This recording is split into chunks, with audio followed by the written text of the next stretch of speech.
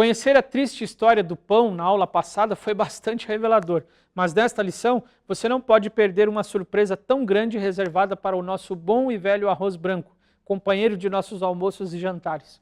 Observe este exemplo. O farelo de arroz contém vitamina B e tiamina, elementos-chave para prevenir o beriberi. De fato, no maior campo de prisioneiros da Segunda Guerra Mundial nas Filipinas, prisioneiros americanos sofriam de beriberi até que conseguiram convencer os guardas prisionais japoneses a deixá-los cozinhar as aparas de farelo de arroz. Em seguida, o beriberi desapareceu. Arroz branco também aumenta o risco de diabetes, cuja taxa tem subido continuamente nas Filipinas, Estados Unidos e muitos outros países. As camadas removidas do arroz durante o polimento contêm nutrientes que protegem o organismo contra a diabetes. O arroz polido contribui ainda mais para o risco de diabetes porque faz com que os níveis de açúcar no sangue subam com muito mais velocidade do que se as pessoas comessem arroz integral. De acordo com o New York Times, um estudo de Harvard feito em 2010 mostrou que as pessoas que consomem arroz branco pelo menos 5 vezes por semana são quase 20% mais propensas a desenvolver diabetes tipo 2 do que aquelas que comem arroz branco menos de uma vez por mês. Nas Filipinas, nos Estados Unidos e até mesmo no Brasil, há pessoas que estão mudando para o arroz integral devido às prescrições que seus médicos deram a elas, por causa das preocupações com a diabetes. Evidências em apoio vêm de pesquisadores que rastrearam os hábitos dietéticos de mais de 65 mil mulheres e quase 43 mil homens durante 6 anos. Os pesquisadores estavam tentando descobrir se o desenvolvimento do diabetes se relacionava a uma dieta com muitas porções de alimentos com um alto efeito glicêmico. Alguns alimentos ricos em carboidrato são tão facilmente digeridos e absorvidos que provocam uma resposta de insulina especialmente intensa. Os exemplos incluem grãos altamente refinados, como arroz branco e trigo branco, fontes de açúcares concentrados, tais como refrigerantes e geleias comuns, purê de batatas e alguns cereais de desjejum ou de café da manhã altamente refinados. Nos últimos séculos, o humilde alimento dos trabalhadores orientais tornou-se apropriado aos delicados paladares e apetites refinados do Ocidente. O arroz polido, branco, foi introduzido no Ocidente como sendo arroz. A palavra foi apropriada para descrever o que na verdade era apenas uma sobra do grão original. Em francês, arroz branco é riz. Arroz integral não polido é riz complet. Seguindo-se esse raciocínio, alguém poderia lhe vender o miolo de uma maçã quando você pedisse uma maçã? Quando reclamasse, o vendedor poderia dizer: por que você não disse que queria uma maçã completa? Esse é o significado da palavra integral, que quer dizer completo, inteiro. As máquinas Engelberg foram introduzidas nos países orientais, onde o arroz constituía a base da alimentação. O arroz pode ter sido uma guloseima exótica para o Ocidente, mas no Oriente, na China, no Japão, no Vietnã e na Coreia, ele há séculos é o alimento principal. O processo de refino dos grãos, passando pelos vários estágios de purificação da farinha, desenvolveu-se no decorrer de muitos séculos no Ocidente. Assim, a deterioração biológica das pessoas também foi gradual e lenta através de gerações. No entanto, essa deterioração foi imposta muito rapidamente ao mundo oriental, ou seja, de uma vez só, em apenas uma única geração. O arroz branco, polido, moderno, era novo, refinado e civilizado. Ele foi aceito em todos os lugares onde a modernização estava em alta. Deixou atrás de si repentinas aparições de novos sintomas. Posteriormente, esses sintomas foram chamados de beriberi, uma palavra senegalesa que significa fraqueza. Quando a introdução do arroz branco no Japão foi acompanhada de explosões de beriberi, logo as pessoas comuns compreenderam qual deveria ser a solução. Os hábitos tradicionais, felizmente ainda frescos em suas memórias, diziam que retornassem ao antiquado arroz integral. Quando seguiram essa ideia, tudo se saía bem.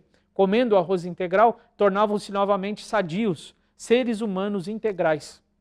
Até hoje, se você visita um restaurante japonês na América ou na Europa e pede arroz integral, não refinado, o garçom provavelmente perguntará se você não se sente bem.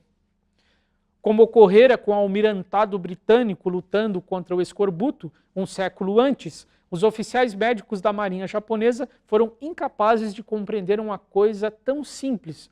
Após a introdução do açúcar branco refinado e do arroz branco polido nos navios japoneses, o beriberi começou a atacar os marinheiros da mesma forma que o escorbuto, que era causado pela falta de vitamina C, havia atacado os ingleses. Ao invés de voltar a comer arroz integral, como faziam os camponeses, a marinha japonesa fez exatamente o contrário e adotou rações ocidentais, semelhantes às dos navios ingleses e alemães. Carne e leite condensado, entre outras coisas, foram adicionados à dieta dos marinheiros japoneses. Somente os colonizadores imperialistas, supervendedores da tecnologia europeia, seriam capazes de pensar no beriberi como uma misteriosa praga a ser vencida pela ciência moderna. A princípio, ela foi classificada como uma doença tropical. Foi estudada como uma infecção parasitária. Entre as terapias recomendadas para o beriberi, a princípio, encontravam-se quinino, arsênico, sangrias, duchas frias, banhos de vapor, banhos de sol, estricnina e massagens. Na década de 1890, em Java, a marinha, os missionários e os administradores coloniais holandeses foram afetados por uma verdadeira epidemia de beriberi. Eles dormiam sob mosquiteiros, passavam ácido carbólico uns nos outros e tinham cuidado de não permitir que os imundos nativos os tocassem no caminho da igreja, mas nada parecia protegê-los do beriberi. Os melhores médicos e cientistas educados na Alemanha foram mandados a Java para levar a cabo experiências científicas que encontrassem a cura para o beriberi. Muitos cientistas morreram e outros voltaram para suas casas em cima de padiolas. O jovem Dr. Christian Ekman foi dos que retornaram para um segundo round. Ele trabalhou sozinho num laboratório em plena selva, perto da Batávia, que funcionava junto a um pequeno hospital para vítimas de beriberi, inoculando galinhas com o sangue dos pacientes afetados. As galinhas pareciam ser imunes. Então, um dia, ele avistou uma galinha cambaleante, com todos os sintomas aparentes da doença. Eureka! Ele estava chegando a alguma coisa. Em breve, porém, todas as galinhas pareciam apresentar os mesmos sintomas. Mas da mesma forma misteriosa que ficaram doentes, as galinhas se recuperaram, sem qualquer auxílio da medicina ocidental. Ekman tornou-se um detetive. Existia uma única pista. As galinhas eram, em geral, alimentadas com arroz integral, aquele barato comido pelos nativos javaneses. O arroz integral sumira repentinamente do mercado, e assim as galinhas foram alimentadas com arroz branco refinado, do tipo que era servido aos pacientes europeus nos hospitais, acompanhado de puro açúcar branco, puro pão branco, manteiga, leite condensado, geleia e todas as doces maravilhas importadas pelos missionários e colonizadores. Assim que esse chocante desperdício do arroz branco de boa qualidade foi descoberto, as galinhas voltaram a receber o arroz não refinado. Ekman começou a fazer experiências com a alimentação das galinhas. Em breve, viria descobrir o segredo que os nativos javaneses se recusavam a dividir com seus exércitos de ocupação alimentados de açúcar. Se você come arroz branco e açúcar, você pega beriberi. Coma arroz integral, não polido, e se recupere.